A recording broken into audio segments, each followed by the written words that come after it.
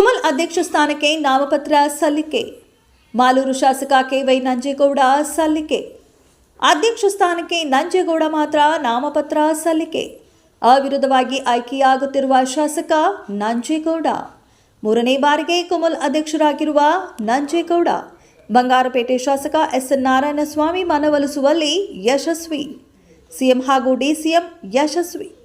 ನಂಜೇಗೌಡ ಸೋಲಿಸಲು ಪಣ ತೊಟ್ಟಿದ್ದ ಶಾಸಕ ನಾರಾಯಣಸ್ವಾಮಿ ಅಧ್ಯಕ್ಷ ಸ್ಥಾನಕ್ಕೆ ಸ್ಪರ್ಧೆ ಮಾಡದಿರಲು ನಾರಾಯಣಸ್ವಾಮಿ ನಿರ್ಧಾರ.